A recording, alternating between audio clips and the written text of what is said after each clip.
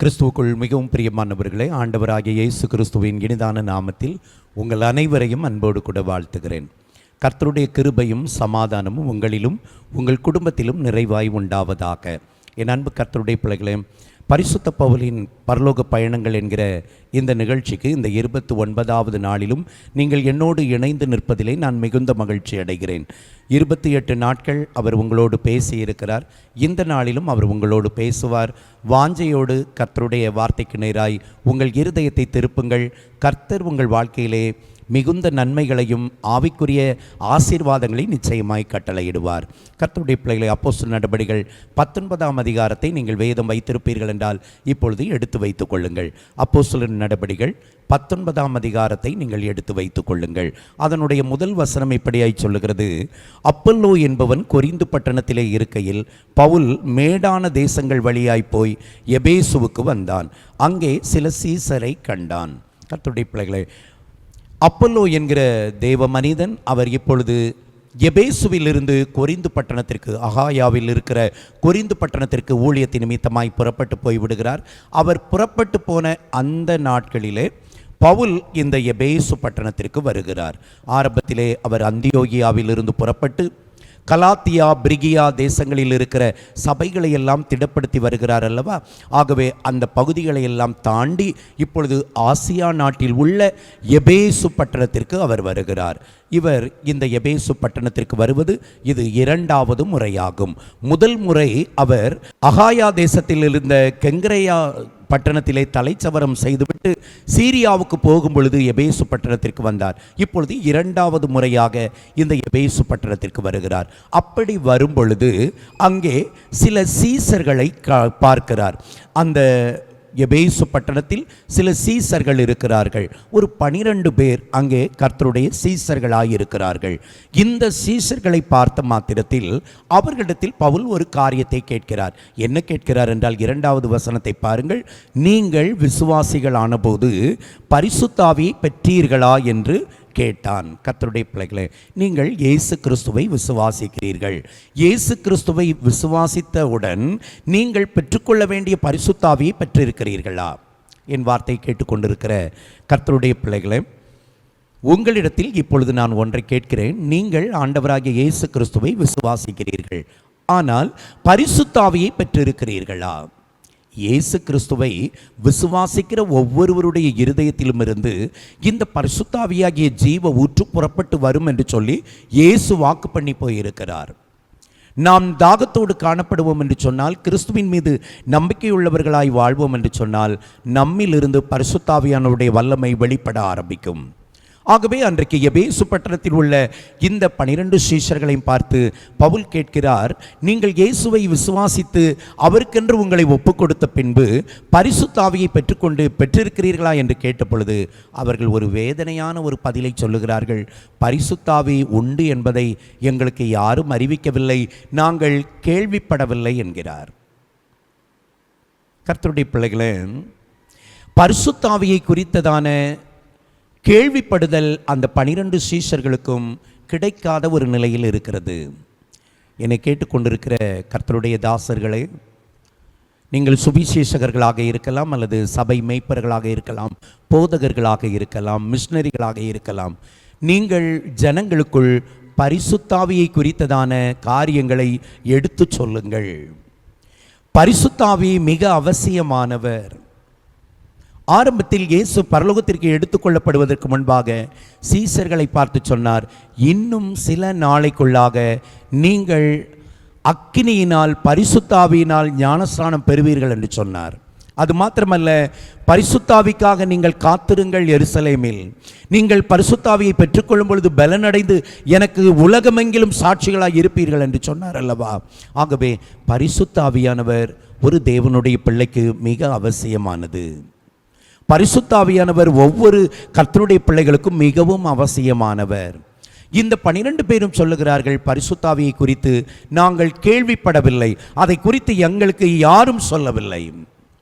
இதற்கு முன்னாக நாம் பார்த்தோம், அப்பல்லோ என்று சொல்லக்கூடிய ஒரு நல்ல ஒரு தேவ மனிதனை, இந்த எபேசு பட்டணத்தில் தான் அவர் ஊழியத்தை நிறைவேற்றினார். ஆனால் இந்த 12 பேரும் பரிசுத்தாவியை குறித்து கேள்விப்படவில்லை என்று சொல்லுகிறார்கள். ஒருவேளை இந்த சீஷர்களுக்கும் அப்பல்லோவுக்கும் தொடர்பு இருந்ததா, அல்லது அப்பல்லோ இவர்களுக்கு பரிசுத்தாவியை குறித்து பிரசங்கிக்கவில்லையா என்பது நமக்கு தெளிவாய் தெரியவில்லை. ஆனால் இந்த 12 பேருக்கும் பரிசுத்தாவி இன்னும் அறியப்படாத ஒன்றாய் இருக்கிறது. இதுவரையிலும் என் வார்த்தைகளை கேட்டுக்கொண்டிருக்கிற கர்த்தருடைய பிள்ளைகளை, இந்த 28 நாட்கள் கேட்டு இப்பொழுது 29வது நாள் என் வார்த்தைகளை கேட்கிற நீங்கள் ஒருவேளை இந்த பரிசுத்தாவியை இன்னும் பெற்றுக்கொள்ளவில்லை என்றால், இன்றைக்கு கர்த்தர் உங்களிடத்தில் ஒன்றை எதிர்பார்க்கிறார். நீங்கள் பரிசுத்தாவியை பெற்றுக்கொள்ள வேண்டும். ஆகவே நீங்கள் பரிசுத்தாவிக்காக காத்திருங்கள். ஏனென்றால் காத்திருக்கிறவர்கள் பரிசுத்தாவியை பெற்றுக்கொள்ளுகிறார்கள். எப்படி காத்திருக்க வேண்டும்? முதலாவது பரிசுத்தாவியை நம்புங்கள். கர்த்தருடைய பிள்ளைகள், இன்றைக்கும் கிறிஸ்டியானிட்டியில் சில ஊழியர்கள் கூட பரிசுத்தாவியை நம்புவது கிடையாது, பரிசுத்தாவியின் நிரப்புதலை நம்புவது கிடையாது, அந்நிய பாஷைகளை நம்புவது கிடையாது, ஆவியின் வரங்களை நம்புவது கிடையாது. ஆனால் அவர்கள் சபை தலைவர்களாக இருப்பார்கள். மிகவும் வேதனையான ஒரு காரியம். பரிசுத்தாவியை நீங்கள் விசுவாசித்து அதை பெற்றுக்கொள்வதற்கு ஆயத்தத்தோடு காத்திருப்பீர்கள் என்றால் ஆவியானவர் உங்களை நிரப்புவார். பரிசுத்தாவியை காத்திருந்து பெற்றுக்கொள்ளுங்கள். காத்திருப்பதற்கு அவசியமான ஒன்று, நீங்கள் வாஞ்சிக்க வேண்டும். நீங்கள் எப்படி பரிசுத்தாவியை விசுவாசிக்கிறீர்களோ அதே போன்று பரிசுத்தாவியை பெற்றுக்கொள்வதற்கு உங்கள் இருதயம் வாஞ்சிக்க வேண்டும். வாஞ்சை உள்ளவர்கள் பெற்றுக்கொள்வார்கள். தீர்க்கதரிசியின் மூலமாய் கர்த்தர் சொல்லியிருக்கிறார் அல்லவா? ஏசாயா தீர்க்கதரிசியின் மூலமாய், தாகம் உள்ளவன் மேல் தண்ணீரையும் வறண்ட நிலத்தின் மேல் ஆறுகளையும் ஊற்றுவேன். அப்படியானால் பரிசுத்தாவியானவர் யாருடைய இருதயத்தில் ஊற்றப்படுகிறார் என்றால், வாஞ்சையோடு தாகத்தோடு ஆசையோடு காத்திருக்கிறவர்கள் பரிசுத்தாவியினால் நிரப்பப்படுவார்கள். அது மட்டுமல்ல, இந்த பரிசுத்தாவியை பெற்றுக்கொள்ள வேண்டும் என்றால் இன்னொன்று அவசியமாய் தேவைப்படுகிறது, கர்த்தருடைய வார்த்தை. தேவனுடைய வார்த்தையில் நீங்கள் தேறுகிறவர்களாய் இருக்க வேண்டும். வேதத்திலே கொர்நேலியு வீட்டிற்கு பேதுரு அழைக்கப்பட்டிருக்கிறார். அங்கு திரளான ஜனங்கள் கூடியிருக்கிறார்கள். கொர்நேலியுனுடைய சக ஊழியர்கள், உறவினர்கள், நண்பர்கள் எல்லோரும் அவருடைய வீட்டில் கூடியிருந்த பொழுது பேதுரு முதல் முறையாக கொர்நேலியு வீட்டுக்கு போகிறார். இதுதான் அவர்கள் முதல் சந்திப்பு. அந்த ஜனங்களை இப்பொழுதுதான் அவர் பார்க்கிறார். அவர்களும் பேதுருவை இப்பொழுதுதான் பார்க்கிறார்கள். ஆனால் அந்த முதல் சந்திப்பிலே பேதுரு கர்த்தருடைய வார்த்தை பேசிக் கொண்டிருக்கும் பொழுது அனைவர் மீது பரிசுத்த ஆவியானவர் வந்து இறங்கினார். இதிலிருந்து ஒன்றை நாம் தெரிந்து கொள்ள வேண்டும். கர்த்தருடைய வார்த்தையில் நீங்கள் பலப்படும் பொழுது பரிசுத்த ஆவியினால் நிரப்பப்படுவீர்கள். அது மாத்திரமல்ல, கர்த்தருடைய பிள்ளைகளை, இன்னொன்றை நீங்கள் அறிந்து கொள்ள வேண்டும். பரிசுத்த ஆவியானவருடைய நிறைவை கொடுக்கும்படியான வார்த்தையை நீங்கள் கேட்க வேண்டும். இங்கே ஒரு காரியத்தை நான் அழுத்தமிடுகிறேன். கர்த்தருடைய ஊழியக்காரர்களே, ஊழியக்காரிகளே, நீங்கள் உங்கள் வார்த்தையை கேட்கிறவர்கள் பரிசுத்தாவியினால் நிரப்பப்படும் அளவிற்கு தகுந்த ஆயத்தத்தோடு, ஜெபத்தோடு, ஆவியின் நிறைவோடு ஜனங்களுக்கு கர்த்தருடைய வார்த்தையை கொண்டு செல்லுங்கள். பவுல் பேசிய பொழுது பரிசுத்தாவியானவர் ஊற்றப்பட்டார். பேதுரு பேசிய பொழுது பரிசுத்தாவியானவர் ஊற்றப்பட்டார். நீங்கள் பேசும் பொழுதும் பரிசுத்தாவியானவர் ஊற்றப்படுவார். அப்போஸ்தலர்கள் கைகளை வைத்தார்கள். பேதுரு கைகளை வைக்கிறார், பவுல் கைகளை வைக்கிறார். கைகள் யார் மீது வைக்கப்பட்டதோ அவர்கள் பரிசுத்த ஆவியினால் நிரப்பப்பட்டார்கள். இந்த அப்போஸ்தலர் 19ஆம் அதிகாரத்தில் நீங்கள் கீழே வருவீர்கள் என்று சொன்னால் 6வது வசனத்தில் சொல்லப்பட்டிருக்கிறது, இந்த 12 சீஷர்கள் மீதும் பவுல் அவர்கள் மேல் கைகளை வைத்த பொழுது பரிசுத்த ஆவி அவர்கள் மேல் வந்தார். உங்களை விட முதிர்ந்த தேவதாசர்கள், உங்களை விட ஆவிக்குரிய அனுபவம் நிறைந்த கர்த்தருடைய ஊழியக்காரர்கள் உங்கள் மீது கைகளை வைக்கும் பொழுது நீங்கள் பரிசுத்த ஆவியை பெற்றுக்கொள்வீர்கள். உங்கள் நடுவே நின்று பேசிக் கொண்டிருக்கிற கர்த்தருடைய ஊழியக்காரனாகிய நான் 2003ஆம் ஆண்டு ஏப்ரல் மாதம் 12ஆம் தேதி கர்த்தர் என்னை அபிஷேகம் பண்ணினார். எப்படி அபிஷேகம் பண்ணினார்? ஒரு பரிசுத்தமாய் கர்த்தருடைய ஊழியத்தை செய்கிற ஒரு தாயார் என் மீது தன் கைகளை வைத்தார்கள். அவருடைய கை என்னுடைய தலையில் வைக்கப்பட்டது. அவர்களுக்குள் இருந்த பரிசுத்த ஆவியின் அபிஷேகம் எனக்குள்ளும் ஊற்றப்பட்டது. என் மேலும் பரிசுத்த ஆவியானவர் அசைவாடினார், என்னை நிரப்பினார், என்னை பயன்படுத்த ஆரம்பித்து விட்டார். உங்களையும் பயன்படுத்துவார், உங்களையும் நடத்துவார். உங்களை நடத்துகிற ஊழியர்கள், உங்களை நடத்துகிற பரிசுத்தவான்கள், பரிசுத்தவாட்டிகள் உங்கள் மீது கைகளை வைக்கும் பொழுது நீங்கள் பரிசுத்த ஆவியினால் நிரப்பப்படுவீர்கள். என் வார்த்தை கேட்கிற தேவனுடைய ஊழியக்காரர்களே, ஊழியக்காரிகளே, உங்கள் கைகளில் அப்படிப்பட்ட வல்லமையை கர்த்தர் கொடுத்திருக்கிறார். உங்கள் கரங்கள் அப்படிப்பட்ட அபிஷேகத்தை பிறருக்கு கொண்டு செல்லும்படியாய் கர்த்தர் உங்களை அதை ஒரு ஆவியின் பட்டயமாய் கர்த்தர் எடுத்து வைத்திருக்கிறார். உங்கள் கைகள் வைக்கப்படும் பொழுது வியாதியஸ்தர்கள் குணமாகிறார்கள், பிசாசினால் அகப்பட்டோர் விடுவிக்கப்படுகிறார்கள். அது மாத்திரமல்ல, அதோடு நின்று விடாமல் இன்னும் ஒரு பெரிய மகத்துவமான ஒரு மகிமையான ஒரு காரியம் இருக்கிறது. உங்கள் கைகள் வைக்கப்படும் பொழுது ஜனங்கள் பரிசுத்தாவியினால் நிரப்பப்படுவார்கள். இது மிக மிக அவசியமான ஒன்று. என்னுடைய ஊழிய பாதையில் இதை அதிகமாய் நான் கேட்டுக்கொண்டிருக்கிறேன். ஆண்டவரே, எப்படி என் கைகளினால் அற்புதங்கள் நடக்கிறதோ, பிசாசுகள் விலகுகிறதோ, அது போன்று என் கைகள் வைக்கப்படுகிற ஜனங்கள் பரிசுத்தாவியினால் நிரப்பப்பட வேண்டும். நீங்களும் கேளுங்கள், கர்த்தர் அப்படிப்பட்ட கிருபையை தருவார். நீங்கள் கைகளை வைக்கும் பொழுது ஒரு மனிதன் பரிசுத்தாவியினால் நிரப்பப்படுவார்கள் என்றால் அவர்கள் கிறிஸ்துவோடு நிலைத்திருப்பார்கள். அற்புத அடையாளங்கள் மிகவும் முக்கியமானது. ஒரு ஊழியக்காரன் மூலமாய் தேவன் அற்புத அடையாளங்களை நடத்தும் பொழுது அந்த ஜனங்கள் கர்த்தர் பக்கமாய் இழுக்கப்படுவார்கள். பிசாசினால் அகப்பட்டவரை நீங்கள் விடுவிக்கும் பொழுது அவர்கள் கர்த்தரிடமாய் திரும்புவார்கள். ஆனால் எப்பொழுது கர்த்தருக்குள் நிலைத்திருப்பார்கள் என்றால் அவர்கள் பரிசுத்தாவினால் நிரப்பப்படும் பொழுது.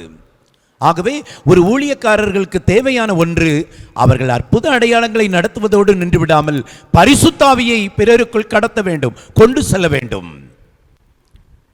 ஆகவே உங்கள் திருச்சபையில் இருக்கிற பிள்ளைகள் அல்லது நீங்கள் வெளியிலே செல்லுகிற சுவிசேஷகர்களாக இருப்பீர்கள் என்றால், நீங்கள் செல்லுகிற இடங்களில் நீங்கள் யார் மீது கைகளை வைக்கிறீர்களோ அவர்கள் பரிசுத்தாவியினால் நிரப்பப்படுகிற அந்த மேலான ஒரு ஊழிய அனுபவத்தை கர்த்தர் உங்களுக்கு கொடுப்பாராக. கொடுக்கும்படியாய் நீங்கள் தேவனிடத்தில் வாஞ்சையோடு கேளுங்கள். அவர் உங்களை அப்படிப்பட்ட பாத்திரமாய் எடுத்து பயன்படுத்துவார்.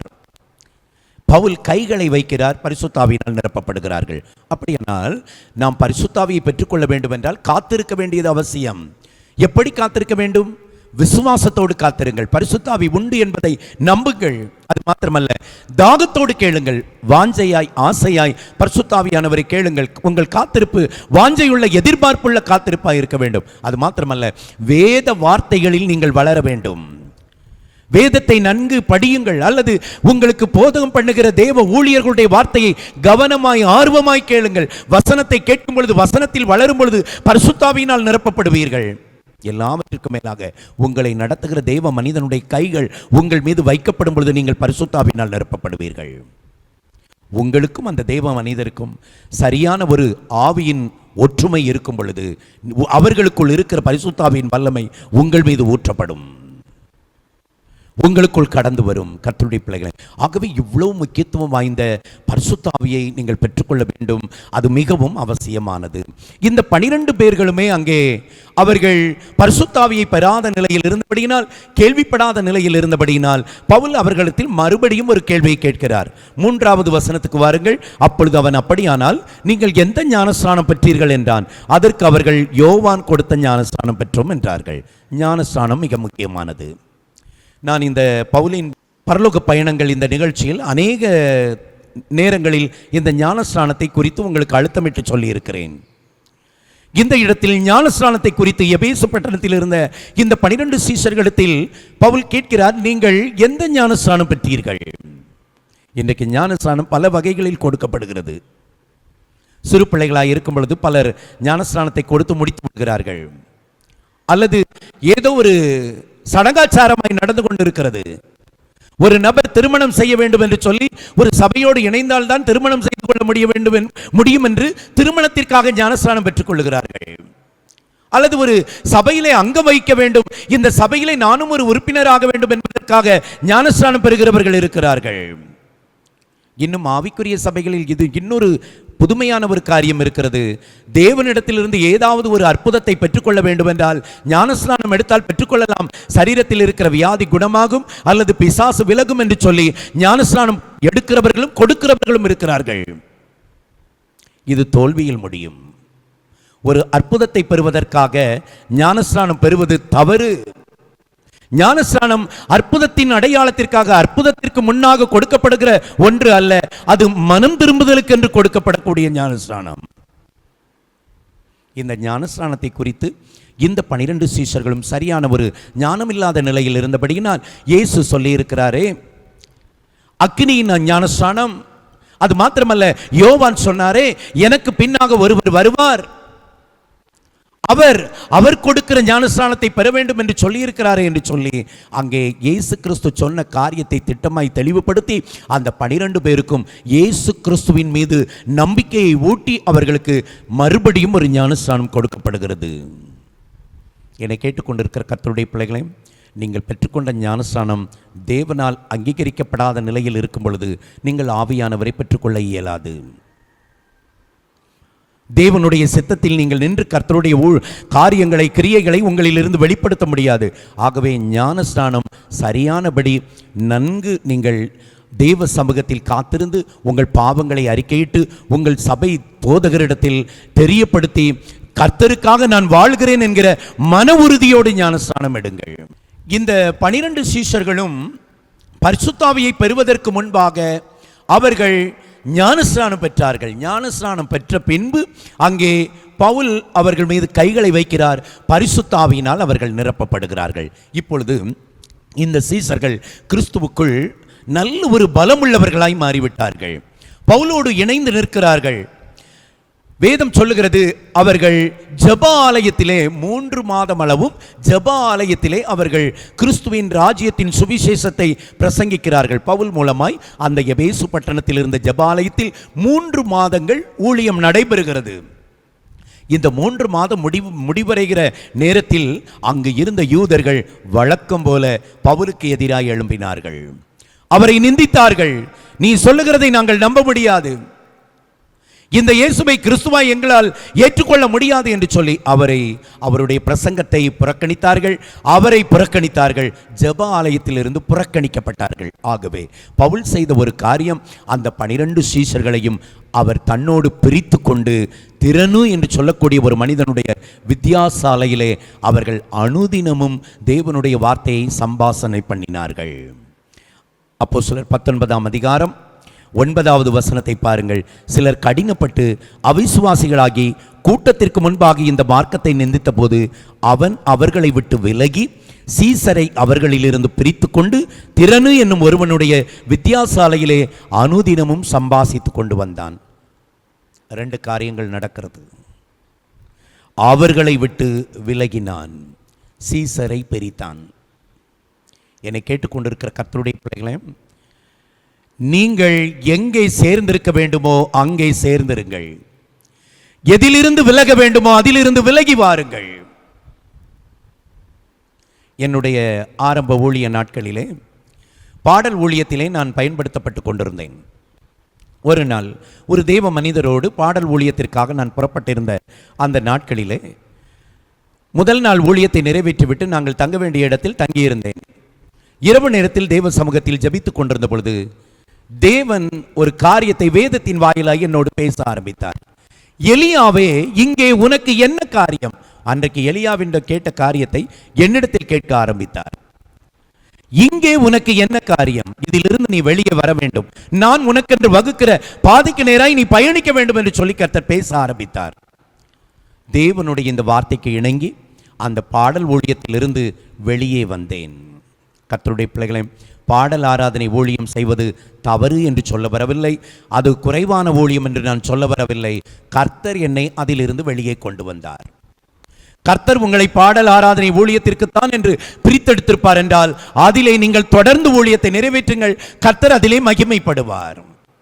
என்னை அடுத்த கட்ட நிலைக்கு கர்த்தர் கொண்டு செல்வதற்காக அதை செய்தார். நான் வெளியே வந்தேன், விலகினேன். கர்த்தருடைய பிள்ளைகளே, விலக வேண்டிய இடத்தை விட்டு விலகி வாருங்கள். சேர்ந்து கொள்ள வேண்டிய இடத்தில் சேர்ந்து நில்லுங்கள். ஆக்கில்லா பிரிஸ்கில்லா அன்றைக்கு எபேசு பட்டணத்தில் வந்திருந்த அப்பல்லோவை சேர்த்து கொண்டார்கள். அப்பல்லோ சேர்ந்து கொண்டான். இதன் மூலமாய் அவனுடைய ஊழிய காரியங்கள் இன்னும் வளர்ச்சி அடைந்தது. சேர வேண்டியவர்களோடு சேருங்கள், விலக வேண்டியவர்களை விட்டு விலகி வாருங்கள். அவர்களை விட்டு விலகி சீசர்களை பிரித்து கொண்டு வந்தார். இங்கேயே இருப்பார்கள் என்றால் இவர்களை போன்றுதான் இருக்க முடியும். ஆகவே இவர்களை இன்னும் சரியான பாதைக்கு கொண்டு வர வேண்டும் என்றால் இவர்களில் இருந்து இவர்களை பிரித்து கொண்டு வர வேண்டும் என்று அவர்களை சீஷர்களை பிரித்து கொண்டு திறனு என்று சொல்லக்கூடிய ஒரு மனிதனுடைய வித்தியாசாலையில் அனுதினம் வேத வார்த்தைகளை சம்பாஷணை பண்ணி கொண்டிருந்தார்கள். இதன் மூலமாய் நடந்தது என்ன? 2 வருஷ காலம் இப்படி செய்தார்கள். இந்த எபேசு பட்டணத்தில் 3 மாதங்கள் ஜெபாலயத்திலும் 2 வருஷ காலங்கள் திறனு என்கிறவருடைய அந்த வித்தியாசாலையிலும் சபையானது கூடி வந்தது. இப்பொழுது நடந்த ஒரு காரியம் 10வது வசனத்தை பாருங்கள். 2 வருஷ காலம் இப்படி நடந்ததினாலே ஆசியாவில் குடியிருந்த யூதரும் கிரேக்கருமாகிய எல்லாரும் கர்த்தராகிய இயேசுவின் வசனத்தை கேட்டார்கள். அதுவரையிலும் இல்லாத ஒரு காரியம் அங்கே நடக்கிறது. இப்பொழுது அநேக யூதர்கள், அநேக கிரேக்கர்கள் கர்த்தருடைய வசனத்தை கேட்டார்கள். ஜெபாலயத்தில் இருந்த யூதர்கள் தள்ளினார்கள். ஆனால் இப்பொழுது ஒரு கூட்ட யூதர்கள் பவுலின் வார்த்தைக்கு நேராக இழுக்கப்படுகிறார்கள். கர்த்தருடைய ஊழியக்காரர்களே, ஒன்றை சொல்லுகிறேன், எங்கோ ஒரு இடத்தில் நீங்கள் புறக்கணிக்கப்படுகிறீர்கள், தள்ளப்படுகிறீர்கள் என்றால் சோர்ந்து போகாதிருங்கள். அழைத்தவர் உண்மையுள்ளவர், அழைப்பு அது நிலையானது, அழைப்பு வலிமையுள்ளது. உங்களை அழைத்த தேவனும் உங்கள் மீது வைக்கப்பட்டிருக்கிற அந்த அழைப்பும் உங்களை இன்னும் பலமான பாதைக்கு நேராய் கொண்டு செல்லும். உங்கள் ஊழியத்தை எந்த மனிதனுடைய எதிர்ப்பும் அழிக்க முடியாது, தகர்க்க முடியாது. அழைத்தவர் கர்த்தர் அல்லவா, அவர் உங்களை சரியான பாதைக்கு கொண்டு போவார். எந்த எபேசு பட்டணத்தில் யூதர்கள் எதிர்த்தார்களோ அதே எபேசு பட்டணத்தில் இன்னொரு யூதர் கூட்டங்கள் இந்த வார்த்தைக்கு நேராய் திரும்பி வருகிறது. இதுதான் கர்த்தருடைய ஆவியானவர் ஒரு தேவனுடைய ஊழியக்காரனுக்குள், ஊழியக்காரிக்குள் இருந்து செய்கிற ஒரு வலிமையான காரியம். அந்த யூதர்கள் கிரேக்கர்கள் அநேகர் கர்த்தரிடமாய் சேர்க்கப்பட்டார்கள். மாத்திரமல்ல, 11, 12 2 வசனங்களை பாருங்கள். பவுலின் கைகளினாலே தேவன் விசேஷித்த அற்புதங்களை செய்தருளினார். சரியான இடத்தில் சரியான முறையில் ஊழியம் நடந்த பொழுது வசனம் ஒருபுறம் பரவுகிறது, அற்புத அடையாளங்களும் நடக்கிறது. கர்த்தருடைய ஊழியக்காரர்களே, கர்த்தருடைய ஊழியக்காரிகளே, என்னை கேட்டுக்கொண்டிருக்கிற விசுவாச பிள்ளைகளே, எங்கே நீங்கள் இருக்க வேண்டுமோ, யாரோடு நீங்கள் சேர்ந்திருக்க வேண்டுமோ அவர்களோடு சேர்ந்திருப்பீர்கள் என்றால் கர்த்தர் உங்களை கொண்டு பலத்த காரியங்களை செய்வார். இப்பொழுது அங்கே வசனம் பரவுகிறது, அற்புத அடையாளங்கள் நடக்கிறது. பவுலின் கைகளினாலே விசேஷித்த அற்புதங்கள் நடக்கிறது. 12வது வசனம் சொல்லுகிறது, அவனுடைய சரீரத்திலிருந்து உருமால்களையும் கச்சைகளையும் கொண்டு வந்து வியாதிக்காரர்கள் மேல் போட்டார்கள். அப்பொழுது வியாதிகள் அவர்களை விட்டு நீங்கி போயின, பொல்லாத ஆவிகளும் அவர்களை விட்டு புறப்பட்டன. வியாதியஸ்தர்கள் குணமாகிறார்கள், பிசாசுகள் விலகுகிறது, அநேக ஜனங்கள் விடுவிக்கப்படுகிறார்கள், வார்த்தையினால் தொடப்படுகிறார்கள், கர்த்தர் பக்கமாய் சேர்க்கப்பட்டார்கள். கர்த்தருடைய பிள்ளைகளே, பவுலின் கைகளினால் இப்படிப்பட்ட ஒரு வலிமையான காரியத்தை எபேசு பட்டணத்திலே கர்த்தர் செய்தார். இந்த 29வது நாளின் தியானத்திலிருந்து நீங்கள் கற்றுக்கொள்ள வேண்டிய ஒன்று, பரிசுத்த ஆவியானவர் மிகவும் அவசியமானவர். ஒருவேளை நீங்கள் பரிசுத்த ஆவியை பெற்றவர்களாயிருந்து இப்பொழுது அந்த ஆவியின் அபிஷேகத்தை இழந்திருப்பீர்கள் என்றால் இப்பொழுது என்னோடு இணைந்து ஜெபியுங்கள். ஆண்டவரே, மறுபடியும் அந்த பரிசுத்த ஆவியின் வல்லமை எனக்கு தாரும், அந்த ஆவியின் வரத்தை எனக்குள்ளே அனல் மூட்டி எழுப்பும் என்று சொல்லி கேளுங்கள். இழந்த பரிசுத்த ஆவியின் வல்லமையை கர்த்தர் திரும்ப உங்களுக்கு கொடுப்பார். ஒருவேளை இன்னும் கேள்விப்படவில்லை, பெற்றுக்கொள்ளவில்லை என்றால் என்னோடு இணைந்து ஜெபியுங்கள். கர்த்தர் உங்களை பரிசுத்த ஆவியினால் நிரப்புவார். அது மாத்திரமல்ல, எங்கே எவர்களை விட்டு விலகி வர வேண்டுமோ அவர்களை விட்டு விலகி வாருங்கள். யாரோடு இணைந்திருக்க வேண்டுமோ, சேர்ந்திருக்க வேண்டுமோ அவர்களோடு சேர்ந்து நில்லுங்கள். கர்த்தர் உங்கள் விசுவாச ஓட்டத்தையும் உங்கள் ஊழிய காரியங்களையும் நிறைவாய், ஆசீர்வாதமாய், ஜெயமாய் நடத்துவார். நாம் ஜெபிக்கலாம். நல்ல தகப்பனே, உமக்கு கோடானு கோடி ஸ்தோத்திரம் ஐயா. எபேசு பட்டணத்தில் இருந்த 12 சீஷர்களும் பரிசுத்த ஆவியினால் நிரப்பப்பட்டது போல இப்பொழுதும் என் வார்த்தைகளை கேட்டு ஜெபிக்கிற உம்முடைய பிள்ளைகள் பரிசுத்த ஆவியினால் நிரப்பப்படட்டும். ஆண்டவரே, பரிசுத்த ஆவியை இவர்கள் விசுவாசிக்கட்டும், பரிசுத்த ஆவியை இவர்கள் வாஞ்சையாய் கேட்கட்டும். வேத வசனத்தில் வளர்ந்து உம்முடைய பரிசுத்த ஆவியின் வல்லமையினால் நிரப்பப்படட்டும். பரிசுத்தவான்கள் கைகளை வைக்கும் பொழுது பரிசுத்த ஆவியின் வல்லமை இவர்கள் பெற்றுக்கொள்ளும்படியாய் அப்படிப்பட்ட ஒரு மகிமையான காரியத்தை கர்த்தர் செய்வீராக. தகப்பனை, இந்த நேரத்திலும் என் வார்த்தைகளை கேட்டு ஜபிக்கிற ஒவ்வொரு தேவ ஊழியர்களுக்காக ஜபிக்கிறேன். இவர்கள் கைகள் யார் மீது படுகிறதோ அவர்கள் பரிசுத்த ஆவியினால் நிரப்பப்படட்டும். ஆண்டவரே, அற்புத அடையாளங்கள் நடக்கிறது, அதைவிட மேலானது பரிசுத்த ஆவியின் வல்லமையினால் நிரப்பப்படுதல். ஆண்டவரே, அப்படிப்பட்ட ஒரு அபிஷேகத்தை ஊழியர்கள் மூலமாய் கொண்டு செல்வீராக. ஆண்டவரே, உம்முடைய நாமம் மகிமைப்படும்படியாய் தேவரீர் உம்முடைய பிள்ளைகளை எங்கே யாரோடு இணைந்து நிற்க வேண்டுமோ அந்த இடத்தில் இவர்களை இணைந்து நிற்க பண்ணுவீராக. அன்றைக்கு எபேசு பட்டணத்திலே அநேக ஜனங்கள் வசனத்தை கேட்டு அற்புத அடையாளங்களை கண்டு உம்மிடமாய் சேர்க்கப்பட்டது போல இவர்கள் மூலமாகவும் அநேகர் அற்புதங்களை பெற்று உம்முடைய வசனத்திற்கு நேராய் திருப்பப்பட்டு தேவனுக்குள் பலப்பட்ட ஒரு வாழ்க்கை வாழும்படியான கிருபையை கட்டளையிடுவீராக. கர்த்தர் அப்படி செய்வீர் என்கிற நம்பிக்கையோடு உம்முடைய பாதத்தில் கர்த்தாவை எல்லா துதியும் ஸ்தோத்திரங்களை செலுத்தி உம்மை மகிமைப்படுத்துகிறோம். இயேசுவின் நாமத்தில் ஜெபம் கேளும் ஜீவனுள்ள நல்ல பிதாவே, ஆமேன், ஆமேன். என் அன்பு கர்த்தருடைய பிள்ளைகளே, பரிசுத்த ஆவி உண்டு என்பதை நம்புங்கள், காத்திருந்து அவரை பெற்றுக்கொள்ளுங்கள். அப்படிப்பட்ட ஒரு வாழ்க்கை உங்களுக்குள் காணப்படும் பொழுது நீங்கள் பரிசுத்த ஆவியினால் உண்டாகிற பலமான காரியங்களை கர்த்தருக்காக செய்து அநேகரை கிறிஸ்துவுக்கென்று ஆதாயமாக்குவதற்கு ஆவியானவர் உங்களுக்கு உதவி செய்வார். மாத்திரமல்ல, அன்றைக்கு ஜெபாலயத்தில் இருந்து சீஷர்கள் பிரிந்து வந்தார்கள். பவுல் விலகி வந்தார். ஆகவே எங்கிருந்து விலக வேண்டுமோ, எதை விட்டு பிரிந்து வர வேண்டுமோ அதிலிருந்து பிரிந்து விலகி வாருங்கள். சேர வேண்டிய நபர்களோடு, சேர வேண்டியவர்களோடு, ஆவிக்குள்ளாக உங்களை நடத்துகிறவர்களோடு, பரிசுத்தவான்களோடு இணைந்து நில்லுங்கள். கர்த்தர் உங்களை ஜெயமான பாதையில் நடத்துவார். God bless you. கர்த்தர் உங்களை நிறைவாய் ஆசீர்வதிப்பாராக. ஆமேன், ஆமேன். தொடர்பு கொள்ள வேண்டிய எங்கள் முகவரி: பாஸ்டர் டி. இன்பகுமார், இயேசுவின் பிரசன்னம் ஊழியங்கள், கர்மேல் பர்வதம், பேய்க்குளம், தூத்துக்குடி மாவட்டம், தமிழ்நாடு, இந்தியா. பின்கோடு 628613. அலைபேசி எண்கள் 9486373603 மற்றும் 7373133190. Our contact address: Pastor T. Inbakumar, Presence of Jesus Ministries, Karmel Mount, Peikulam, Tuticorin District, Tamil Nadu, India. Pin code 628613. Mobile number 9486373603 and 73731 வாரந்தோறும் வெள்ளிக்கிழமை காலை 10 மணி முதல் 1 மணி வரை பரிசுத்த உபவாச ஜெபம் நடைபெறும். வாரந்தோறும் ஞாயிற்றுக்கிழமை காலை 9:30 மணி முதல் 12 மணி வரை பரிசுத்த ஆராதனை நடைபெறும்.